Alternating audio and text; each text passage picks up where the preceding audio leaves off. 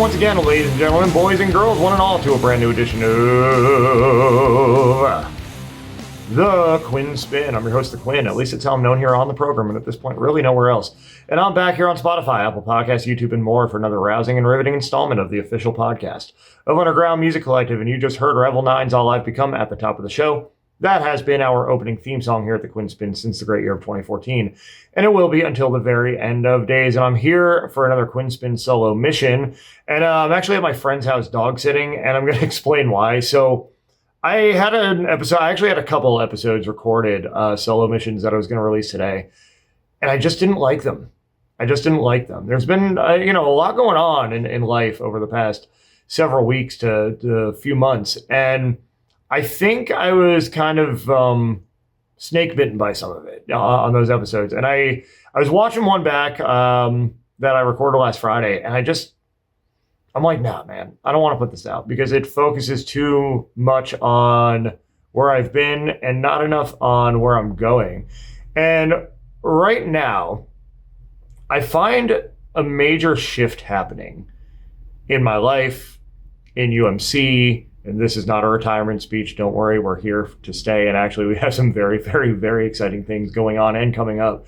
But there's just this major shift happening for me.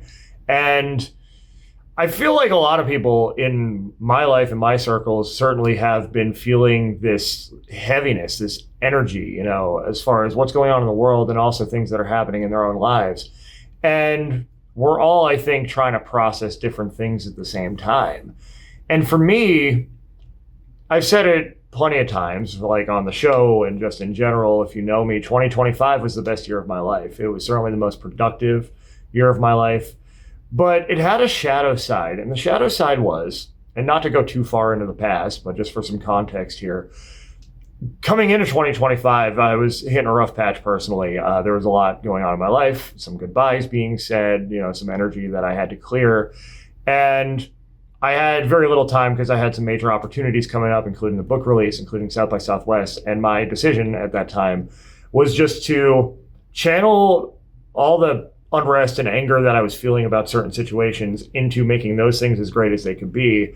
And then essentially, as I called it privately over the course of 2025, going on a middle finger tour throughout the year. And it was wonderful. It was spectacular. I got to see the world. I had a great time, certainly in the history of this platform.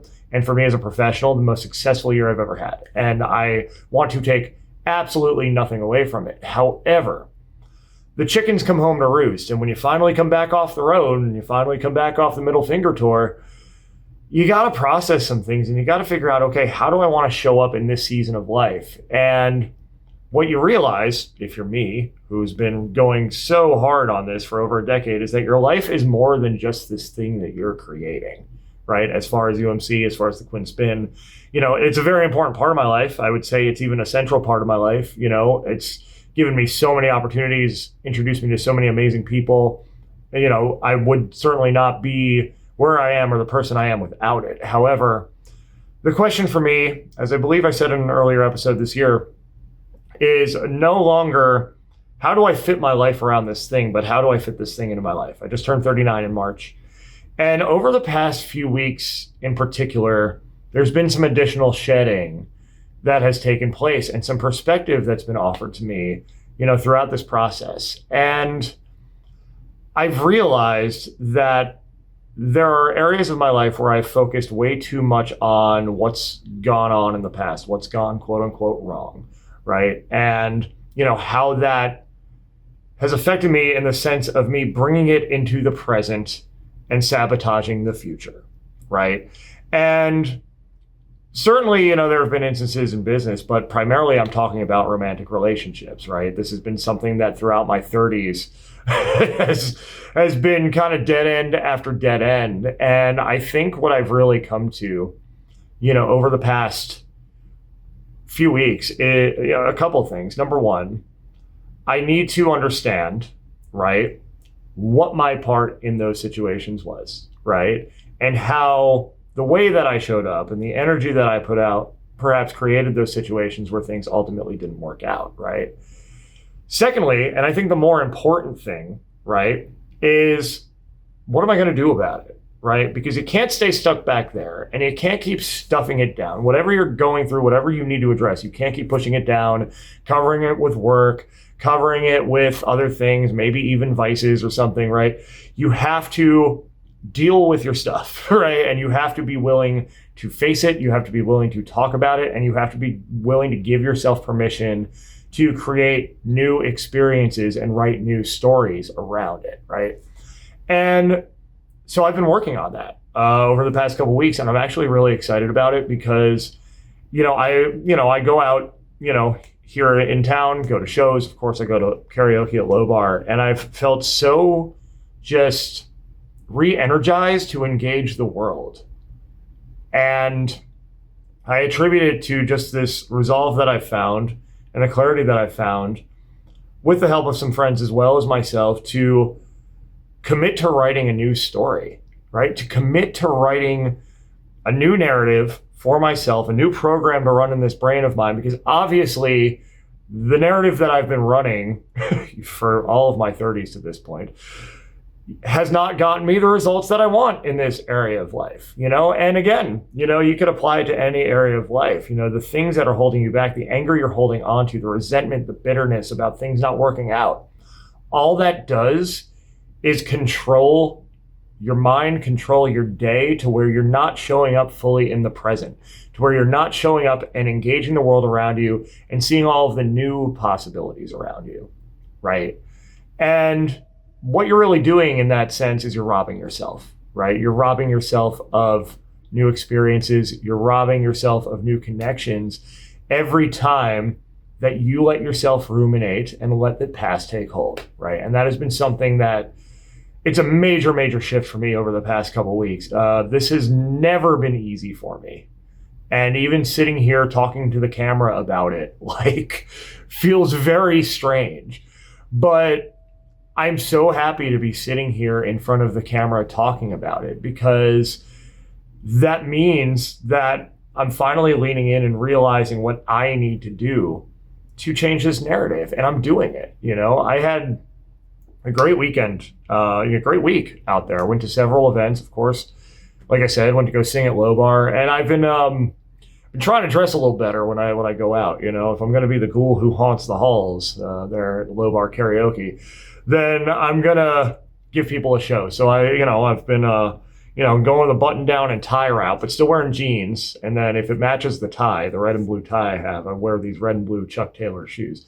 I've gotten so many compliments on that outfit that I keep running it back over the past couple weeks. And it was such a nice and refreshing moment. Last night, I ran into, over at the water cooler, and just ran into a woman who was also going to the water cooler. She's like, "I like your tie." I'm like, "Thank you." I'm like, "Yeah, I matched it with the shoes." She's like, "So is this for work? Do you work here?" I'm like, "No, and she's like, "You just dress up to go out?" I'm like, "Yeah." She's like, "We need more of that." I'm like, I agree.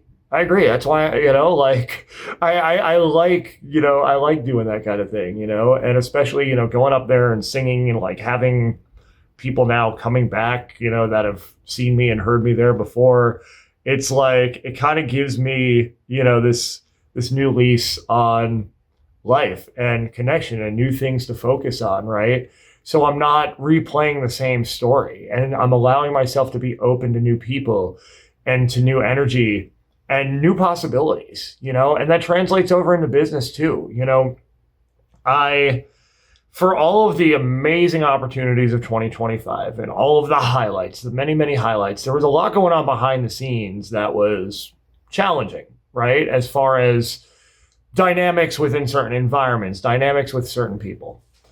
And I think fall into winter, into spring, I was holding on to a lot of that anger about those situations. And now I'm just ready to create something new. Now I'm like, all right, those situations, those dynamics, those environments obviously didn't work for me. I know other people they don't work for. So whenever there's a problem, you find a solution, right? And we're developing some amazing solutions to give creators the power here in Nashville and beyond. And I'm super excited to share those with you. I'm going to, at the end of this week, actually, lock in a big one. And we're going to be announcing what that big one is in a couple weeks. And we're going to be telling you how you can get involved, whether you're here in Nashville, whether you're anywhere else.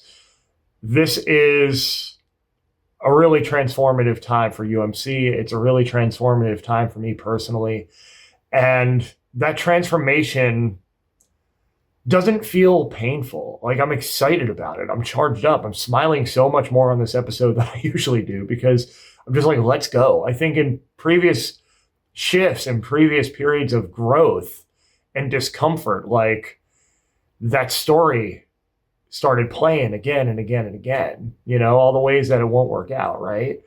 And even if you have that temporary surge towards something new, that's a great recipe for falling back into those bad habits, into those old narratives, right? This time, keep the foot on the gas. Keep going. Keep exploring. Keep making new connections. Keep finding new ways forward in life, in business, in love, and good things are going to happen.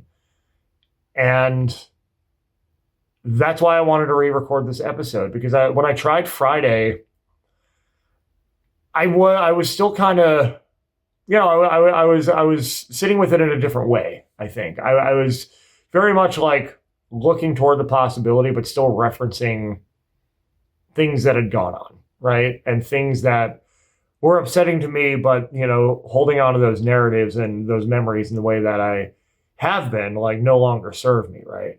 And I've just seen from going out into the world over the past couple weeks and seeing that world through a new lens that, like, hey, there's abundance here. There's abundance. You're not limited to those stories. You're not limited to those situations. There's so much more available to you in every facet of life. And I'm teaching myself this as I go. And so I want you to have the opportunity to take whatever meaning you can from this in your own life too. If there's something that you've been hanging on to, if there's something that has been just eating at you, you have to find a way to let it go.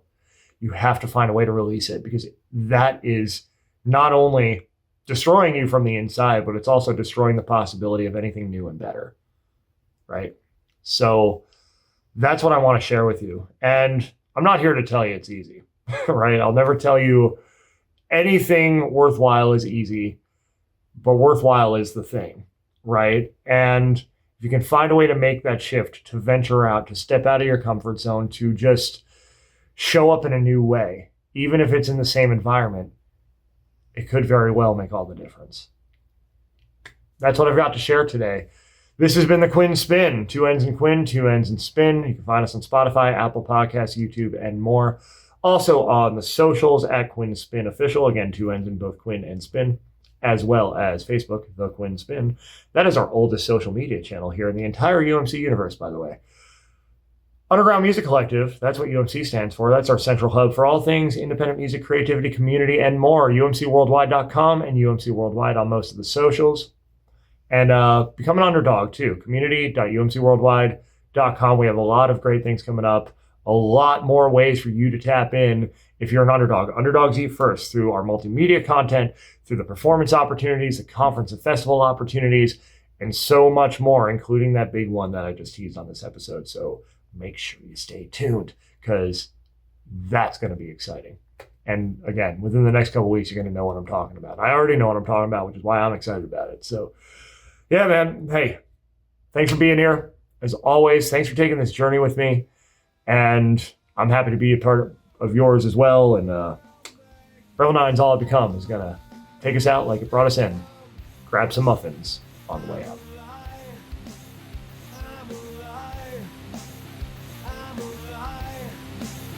I'm alive.